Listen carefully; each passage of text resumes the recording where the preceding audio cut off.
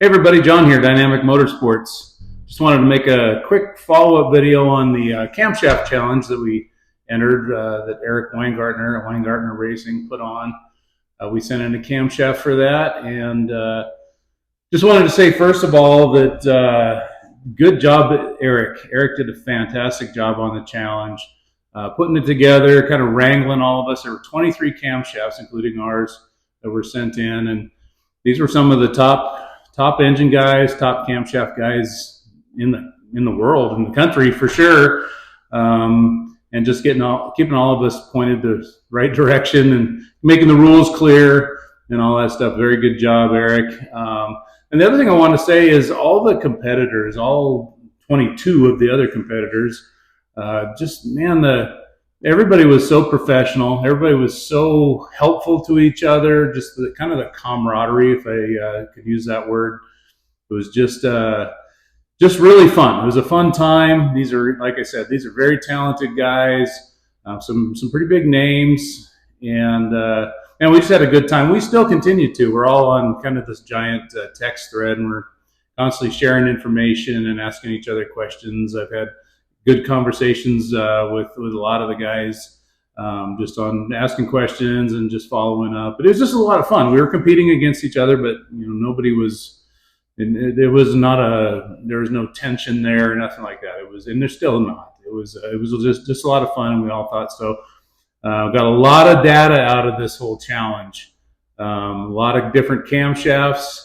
Different numbers, 23 different camshafts, all kind of shooting for the same RPM range, same goal, 4,000 to 7,000 RPM, but 23 pretty different camshafts in a lot of ways. There are some similarities and definitely some differences, so it was pretty cool. But we ended up finishing fourth overall in the challenge, which is really cool. I mean, we had a good time. It really wasn't my intention or my thought that I was going to go in there and win the thing. I just wanted to be competitive, and our camshaft turned out to be pretty competitive, fourth overall, which was very good. Now, I will say that the top, aside from NK Performance, who Bobby's camshaft, he won. He got first in peak horsepower, peak torque, average horsepower, average torque. He won all four categories. It was just a very good camshaft, very talented camshaft designer there, and he beat all of us, by a decent margin. By a decent margin, I'm talking 11 horsepower over my cam. So they're all pretty close. But once you got behind, second, third, fourth, all the way down to about 12th or so, I mean, we were very close. These camshafts performed very closely, which is interesting given their differences in camshaft specs. So it's kind of cool. I know Eric's got a whole boatload of data he's going to be releasing, including all of our cam cards and all that good stuff. So I'll keep my specific specs, to myself until Eric releases that information, because it is his challenge.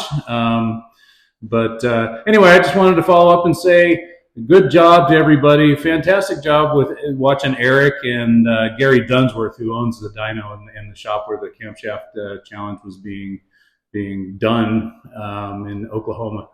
Man, watching those guys. Eric had set up a live feed during the challenge. Just watching those guys.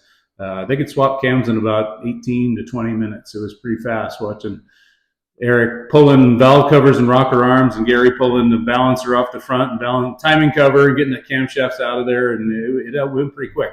They could make one pull and have the next camshaft in there running within about 20 to 25 minutes. It was pretty impressive. A lot of fun to watch.